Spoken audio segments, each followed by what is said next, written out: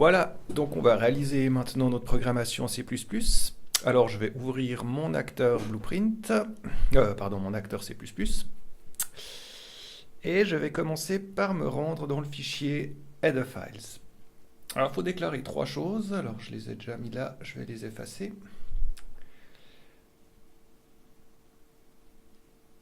Et j'avais déjà fait la programmation qu'on va refaire en entier. Alors faites pas l'erreur comme moi de dilater l'ensemble de votre fonction onComponentBeginOverlap. Sinon, vous pouvez toujours faire un CTRL-Z pour la revoir par la suite. Alors, la première chose, c'est de faire ce qu'on appelle un fTimerHandle.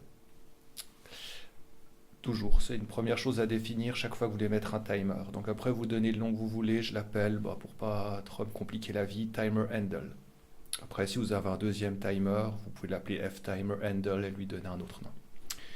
Voilà, ensuite, il faut donc déclarer la fonction timer. Donc, je rappelle, pour ceux qui ont suivi la version Blueprint, c'est la fonction qui va être appelée au moment où mon timer est lancé. Et dernière chose, c'est de créer ma variable booléenne que j'avais appelée flip-flop. Voilà, c'est les trois choses toujours à déclarer. Enfin, disons les deux premières sont nécessaires, la troisième, c'est plus pour la programmation elle-même.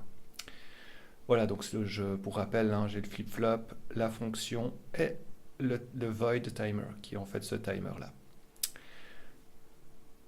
Voilà, et donc je rappelle, cette fonction, setTimerByFunctionName, se déclenche au moment où j'entre dans la boîte. Voilà, après un CTRL-Z, je retrouve ma fonction, alors j'efface celle-là. Voilà. Alors là, on va proprement faire la programmation du setTimerByFunction. Alors la première chose à faire, c'est de ne pas oublier de mettre dans le header file le /include timerManager.h. C'est ce qui va nous permettre d'avoir la bibliothèque, la librairie des timers.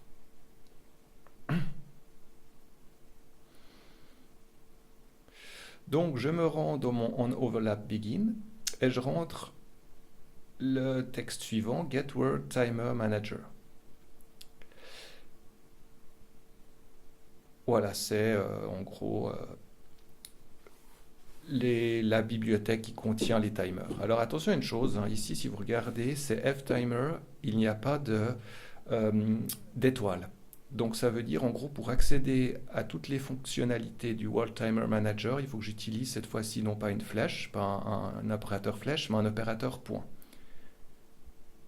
Donc je vais simplement appuyer sur point et faire un setTimer. Voilà, et puis alors là, j'ai pas mal de choses à rentrer dans ce setTimer, donc je vais utiliser ça. Voilà la sixième définition, donc vous voyez, tout ce qui est @param, c'est tout ce que je dois rentrer.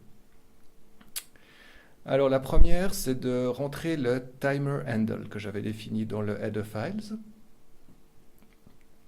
La deuxième, ça va être sur quel objet j'aimerais que ce timer soit appliqué.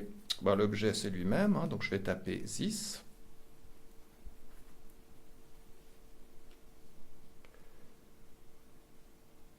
Voilà, donc c'est marqué l'objet. Ensuite, troisième chose à rentrer, c'est la fonction que je vais appeler.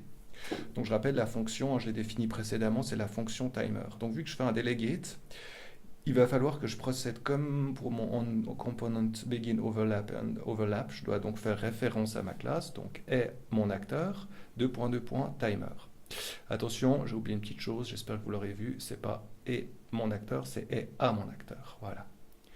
Et ensuite, virgule, alors je dois rentrer maintenant, alors je reviens sur mon paramètre, je dois rentrer le float in rate, donc à quelle fréquence va se dérouler ce timer. Donc je vais mettre une fréquence, on va dire toutes les demi-secondes, le timer s'enclenche.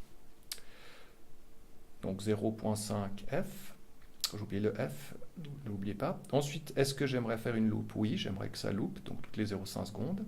Et pour finir, le premier délai, donc à partir de combien de temps il part, donc ça va être 2 secondes.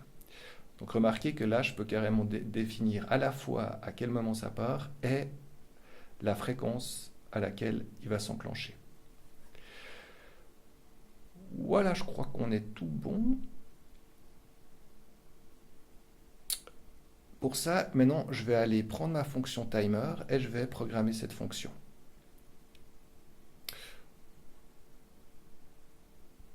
Alors, cette fonction-là, je rappelle, hein, on l'avait fait en blueprint, c'est la fonction qui est en bas. Donc la première chose, ça va être de dire si la variable flip-flop est vraie, eh ben, ça part sur la droite, donc ça a set de variables. Et si c'est faux, eh ben, ça va mettre flip-flop en vrai et je rentre dans la boîte en faux. Alors comment est-ce qu'on fait ça? Tout simplement, donc if flip-flop, qui veut donc implicitement dire est vrai, eh bien je vais modifier mes deux variables booléennes. Donc la première c'est flip-flop, que je vais passer donc en faux, et je rentre dans la boîte qui, elle, va passer en vrai.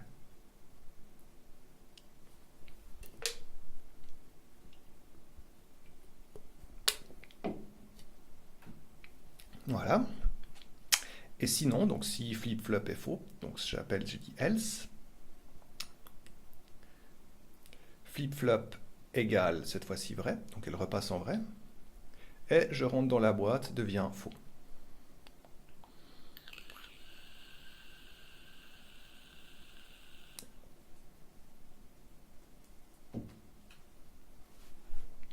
Voilà, pour la programmation, c'est tout ce qu'on a à faire. Il faut encore que je déclare la variable flip-flop. Au départ, je vais la mettre en vrai. Et je regarde ce que ça donne. Donc elle est initialisée en vrai.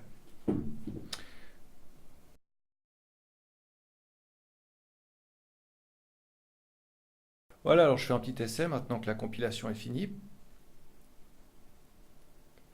Alors on peut voir qu'elle monte directement et que maintenant toutes les demi-secondes, elle monte par saccades.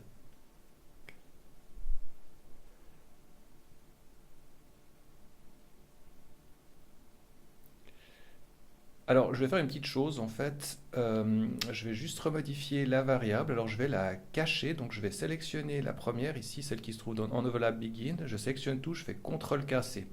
Ça me permet de la conserver, mais qu'elle ne soit pas prise en compte par la programmation. Donc il faut maintenir CTRL, K et C à la suite. Voilà. Alors je regarde, je refais une compilation.